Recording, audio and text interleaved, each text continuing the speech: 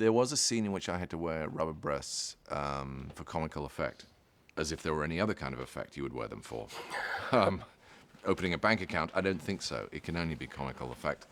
He was a drinking, I think, and he was a. There were three sort of beer buddies of. Was it Blackadder or somebody else? Do you remember? Yeah, it was the Whiteadders. The Whiteadders, that's right. Miriam Miriam and Margolis. Jim. That's right. Jim? Yeah. And So it was a farce, wasn't it? There were the Whiteadders, who were Puritans, were coming to stay, and then the three drinking buddies were having it. Was it a stag party or something? Something of that nature. I've forgotten that. You see. Yeah. But it was hilarious. Yes, I hated it actually. Did you? Yeah, it was my least favourite episode. Okay. So that was the first thing. So I then, did. then Prince Ludwig, which yes, I played Prince, but I had the strong feeling at the time that someone had backed out at the last minute. No. Well, you say that now. How am I going to prove you wrong? Hugh, I remember when you were shit. Oh, that's sweet. But of course, it was absolutely thrilling because by that time, Stephen had been doing most of the second series. Yeah, he was Melchett, wasn't he? That's right. He was Melchetting. All that stuff.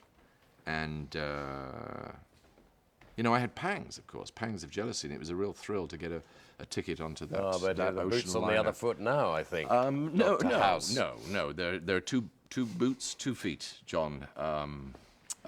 Plenty of boots to go around. But yes, it was a thrill. I remember that to be part of the whole. Terribly exciting. So when you first came in as Simon Partridge and then as Ludwig, do you remember it I think being... I may be the only person who played 2 separate roles. In the by same way. series, yes. In the same series. Yes. But anyway. Do you remember how chaotic it was? Yes. I remember nothing else.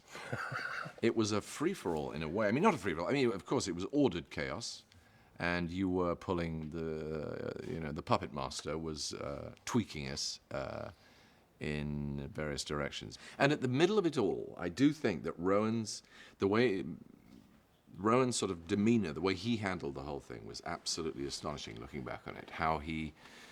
Because he had that sort of very difficult balance between, he's playing the main character, he's playing the title role, and he's got to take responsibility for it and hold the center of it, but at the same time he has to let other people flourish around him and contribute to other people's, and he sort of kept such a wonderful atmosphere of calm. He wasn't cross, was he? Amazing. He wasn't. He could have been really cross. He was incredibly generous, and yet never sort of shrugged and let other people run away with it. He always had control of it. He always took responsibility for it. He was the adder, and he had to be the adder, and he sort of owned it, if in that modern expression. But at the same time, he let everyone else sort of argue and bicker and go off at weird tangents. I seem to remember that we would write lines for him as well, so that you'd have to have which he then mouthed to himself. Yes. He's sort of replaying them like a. Yes, that's funny. It's wonderful to watch him sort of absolutely. doing this weird calculations that he does.